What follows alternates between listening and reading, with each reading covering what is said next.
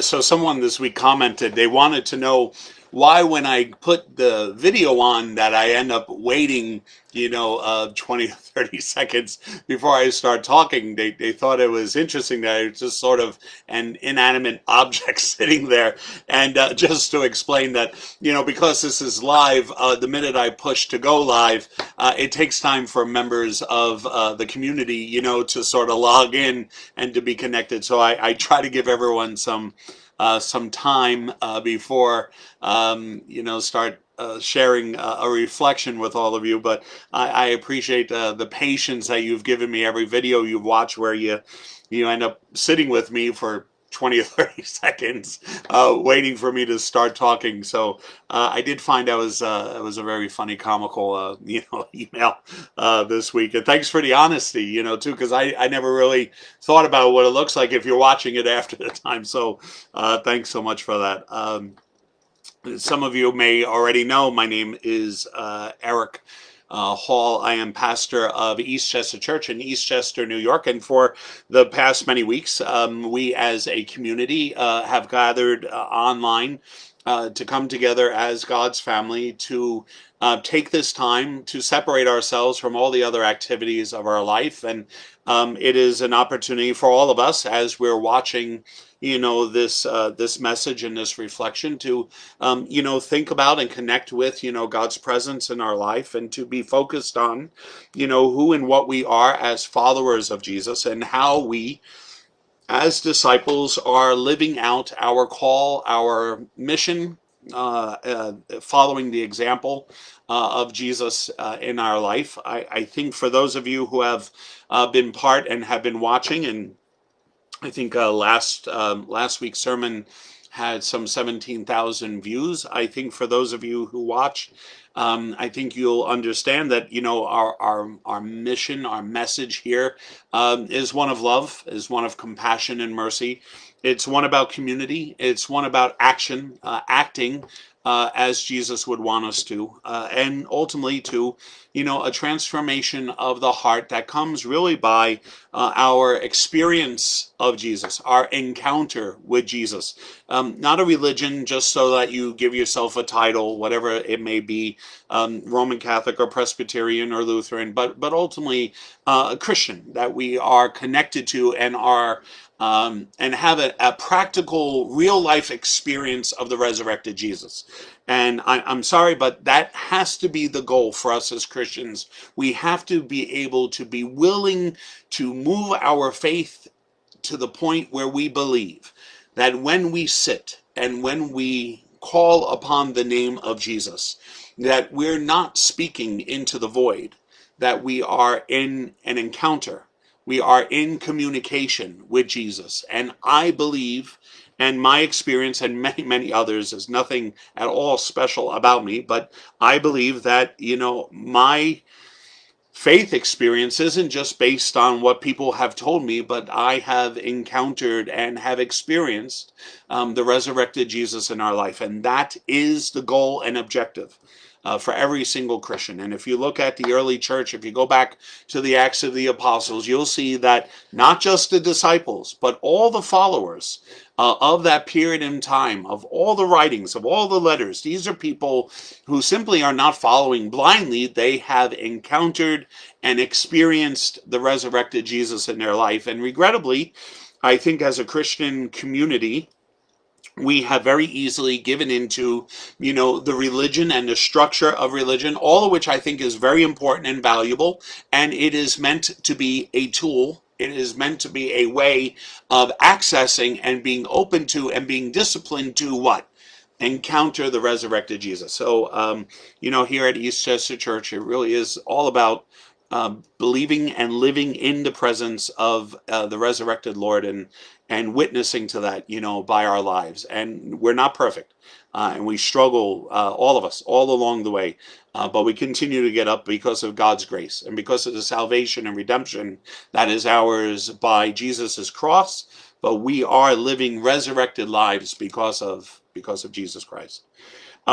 We've just, my family and I, we have just come off of, I think, 10 or 11 days of entertaining. We live in New York, and generally over the summer, because we have a pool in the backyard, we invite family members and folks who, generally don't have pools, and also those who do, to come and spend some time. And we, give a couple days, and the family will rotate in, say on a Wednesday or a Thursday, and they'll spend 2 or 3 nights, and then they'll move on. And for us, it is the one time of year where we're really connecting again with loved ones and family members, and they rotate in. We clearly, during this time of COVID, we're very careful and cautious, and we're making sure that we're healthy and safe, and that we haven't been exposed in any way, and also the guests who are coming, and that we sanitize the house, and all the like. So we're watching for that, but still, this 11-day period has been intense. Generally, folks come in, and then we have a break. Folks come in, they spend a couple of days, and then a week might go by, or maybe even two, and then the next group, if you will show up, and then we'll go on and on. We have a joke. We call it the Halls Spa and Resort, and we try to make sure everyone is comfortable and has everything that they need, and food and all that. And if any of you have done any type of entertaining, or if you've had family members over and the like, it's not easy. I mean, that's I don't want to say it's work, because work has a bad connotation, but when you have 6 or 7, folks in your house, or even as little as 4, you're sort of making sure that everyone is provided for, and now you're not just cooking for 3 of us in our family, but now it's 7, or it might be 11, or whatever the number is. And so the last couple of days have been incredibly full, and as much as there has been activities around their presence, there has also been an incredible experience, I think, for all of us here, of the value and importance of family, the value and importance of community. Now, let me be clear. When I say family, it doesn't necessarily mean that they are blood related.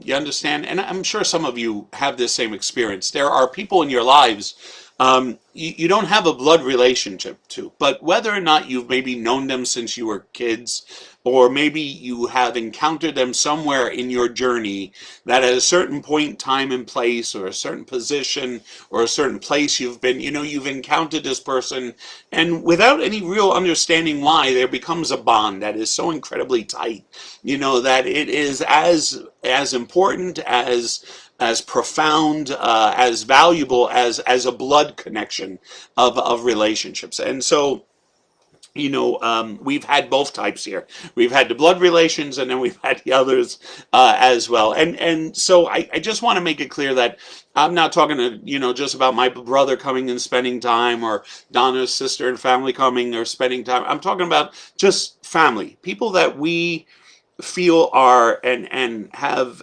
experienced as being close to us, and additionally, it is equal on their side as well.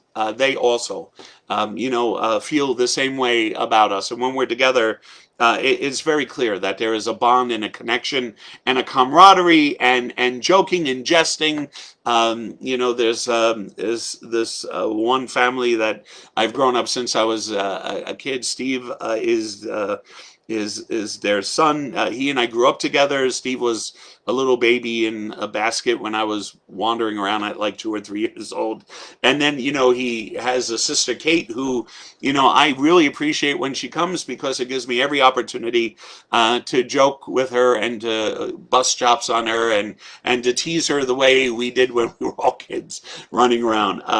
There is something about all that's just really special and unique and loving in our lives. But again, it is a level of responsibility. There is activity surrounding all that and the like. I say all this because sometimes, as we're talking about Jesus, and as we're talking about church, and as we're talking about theology, we sometimes miss the simplistic things in the Gospels that really are so basic, that they should resonate with us, and they shouldn't be really hard to think about or to implement in our life.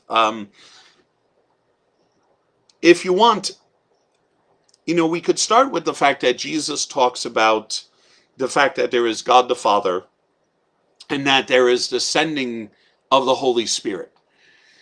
So clearly, the mystery of however that exists in God, there is a God in three persons, the Trinity, as many Christians, hold to and hold on to as a revelation of what Jesus brings and what Jesus teaches. And that Trinity, we could spend hours trying to cover the theories around it.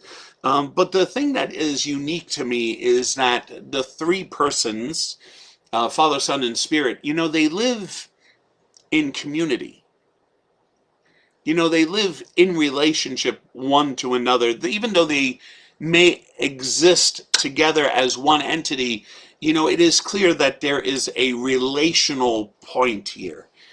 If you look at the book of Genesis, when God is creating the world, God says, let us create humanity in our own image. And part of that infused image, based on what Jesus has revealed and shared with us about his relationship with the Father and the Spirit's relationship with them, is that we are meant to be a people who are community. We are meant to be living in community. And then God goes as far, one, from our very nature, because God has created us like this, but also additionally because, God identifies that Adam is alone. And as much as there were beasts of the field and birds of the air and fish in the sea, Adam needed someone to be in relationship with. That Adam was incomplete until he was able to be in relationship with an equal like himself in humanity. And so I find it ironic that some of the simplistic points of our faith are so easily, skipped over. If you look at the mission of Jesus, and if you look at the stories, of the gospel, some of it's spoken and some of it not. But let's just assume for the 30 years that Jesus is silent, if you will, or not publicly preaching and teaching, because the gospels really simply cover his 3 years from the age of 30 to about 33 when he is crucified. But prior to that, all the way up to the age of 30, we have to ask ourselves, well, what was it and how was it that Jesus was living? And it seems very appropriate to take a look at the cultural context in which Jesus lived and then to make the connections. And so it is very probable, because of how Jewish families existed and how they coexisted one with another and the connections of those families, that Jesus is born into the family of Mary and Joseph, born of Mary, and as such Jesus would have been surrounded by family members, aunts, uncles, cousins. I mean, we don't know enough about whether Mary had sisters or brothers, or how many family members Joseph had, but let's just assume, and I think it's fair to, that they had something, they had some connection there. Jesus would have had grandparents for a certain period of his time, and then we know that because of the contextual and cultural context, that they would have gotten together on a regular basis. They would have celebrated Sabbath together every week. That was a family event. The families would come together. High holy days were extremely special. They would all gather. We know that weddings were a huge celebration, not just lasting one night the way we do it here now, but that it would last a number of nights. We know that Jesus is living in and experiencing a community, experiencing a family, both by blood, and then also Jesus has relationships that extend beyond blood, but are very precious to him as well. And we know this because Lazarus is not necessarily a disciple, but Lazarus has, his two sisters, Martha and Mary. And we know that, he is very close to them. They're not a disciple. They're not family, But they are, friends of a level, of a family connection, because we know as Jesus is outside the tomb of Lazarus, that he is weeping, that he is emotionally moved because his friend, his family member, if you will, that connectedness, that love, is has been impaired and separated in some way. So we know that Jesus growing up has this experience of community, the Jewish community by culture, again, very well connected, very close knit. Everyone in the town knew one another. Jesus grew up in this. And then at the age of 30, when Jesus leaves, yes, he goes and he's baptized by the Baptists, but then what? He ends up spending, some time in the desert, 40 days, basically, generally meaning a very long period of time. But then he comes out and what? He ends up calling to himself followers, disciples. And we know that, Jesus goes and he gathers, the 12 that are distinguished as being those called and being the first disciples. But then as the ministry grows, Jesus has the 12, but then there's a mention of the 72 that is sent out. We also, again, know about Lazarus, Martha and Mary. We know that Jesus probably, we know he was back in Nazareth. So when he was back in Nazareth, he probably visited with his family. He probably visited with his mom, and we know that mom was still a very important part of all that. My issue for walking us through all this is that the Jesus that we um, celebrate and proclaim, the Jesus that is the human manifestation of God on earth, that Jesus is a person of community, is a person living in community. He gets fulfilled because of the community that he surrounds himself in. And then additionally, his ministry is what? It's all about people. It's all about not just the large crowds. There are plenty of independent issues. The Samaritan woman at the well. There's plenty of situations where Jesus encounters individuals, Nicodemus, and ends up holding conversations with them all.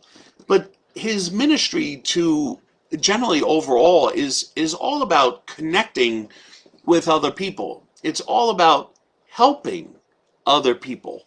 It really is truly all about healing other people, and not just the amazing, miraculous healings that Jesus is able to impart by his words, by his actions, by his touch, by his very presence, by his command, right? The centurion, right? Go home. Your slave is made whole, or the daughter of Jairus, right? It's not just about that. It's about the fact that Jesus also, by his presence and by his words and by reaching out, and sometimes simply Jesus by accepting somebody else, by accepting someone and talking to someone like the Samaritan woman that society would say you should not talk to, or that the general norm is that you don't talk or interact with those people. The fact that Jesus is encountering and living in community and helping and assisting and contributing to community by his presence, by his words, by his simple acceptance. Those actions are Jesus's contribution to a time and a place, a community, a culture, a society that Jesus is part of. My reason for all this, if you haven't been able to follow, is that it does seem as though we as Christians today, in our call to action, sometimes is not about the big, huge things that we all wish that we can take care of and settle once and for all. Racism, discrimination, hunger, poverty, homelessness. We all would want to be able to cure all of that in one sweep. But sometimes also the example of Jesus taking it one person at a time, or one group at a time, is the example set forth for us. It's not about the big things. It's not about large crowds. It's not about efficiency or effectiveness. Sometimes it's just about recognizing, encountering, and healing, and being present, and recognizing the other person. That really does make all the difference for the world. So if you and I who are here today made it a point that just this week alone, just this week, we were going to try to be attentive to the people we encounter along the way, that we were going to say a kind word, or say the word hi behind our masks, or, try to give a smile so at least they can see your eyes, wince in a smile type way. If we were contributing that level of goodness and recognition for another, simple. But if we were all to do that, what kind of impact would we have on our communities? What kind of impact would we have on probably the dozens, maybe hundreds of people that we encounter in the course of a week? What kind of difference would we make in their lives? And then could those people, because they have been impacted in such an incredible way, would they be willing, to care for others and to say hi to someone else because we recognize them? Would they be willing to care for someone else because we cared for them? Would they be willing to make a phone call to someone else because we went out of our way to call them and see how they were? Would they be willing to come out of their house and go to a neighbor that perhaps they haven't seen in a while and simply check in on them just to see how they're doing? Would they be willing to take a $10 bill and stick it in an envelope and give it to a neighbor that they know now, has no job and is trying to get by? These aren't amazing, huge events or activities. All of them can be done by you and I. All of them. And if not the financial, all the other pieces. Because, see, I think Jesus's real impact for his society and what we're meant to be for our society today is that we are really meant to recognize and to value the other person, no matter what society is saying, no matter what example is being laid out in the riots in the streets. No matter what, our obligation is not to follow the crowds, the mobs, or the riots. As disciples, our proclamation is that Jesus is the Son of the ever-living God. That means that his words and his actions have meaning and purpose and are meant to be copied, imitated by you and I. We don't follow the mob mentality. We look to our Lord and Savior, Jesus, and we ask ourselves, that question, very popular, maybe 15 years ago, right? What would Jesus do?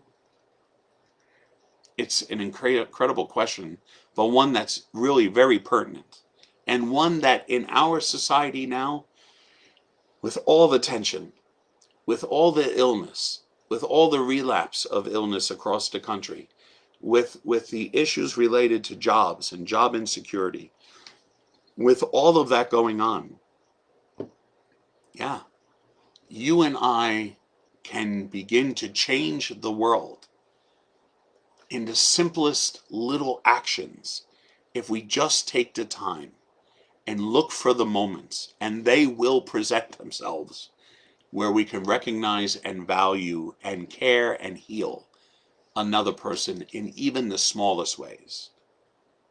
So at this part of the service, I would ask you all, please don't go away, but I am asking you to make a contribution, and not to this ministry. Don't mail us anything. Very kind of you. We have had offers. People have called and asked. No. Find someone within your 6 degrees of separation, whatever that term is. Find someone close to you. Find a neighbor. Find a friend. Find a family member that you haven't talked to. make it real. Make what we're talking about here real. And if you're feeling run down and beat up, and if you feel anxious and worried and insecure, I get it. And I have heard, and we've tried to respond to, the phone calls and the emails. We're doing the best we can for all that. And there is a universal thing. People are scared, and people are worried, and people are anxious. And yes, we have every right to take a look at that and figure out how we're meant to live out our lives. What do we do to stay safe? What are the next steps that are necessary?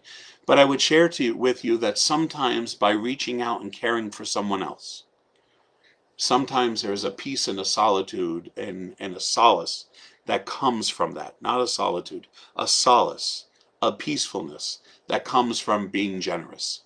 Sometimes there is an infused grace that comes by our actions of love.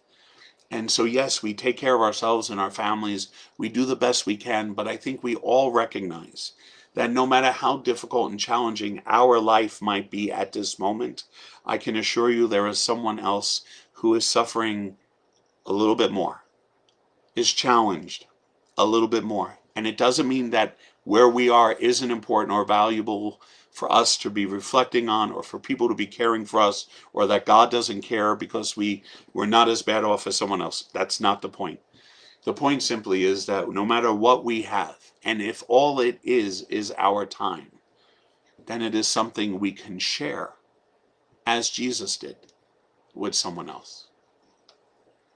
Blessings on this week. Be assured of our prayers and our support and our blessing.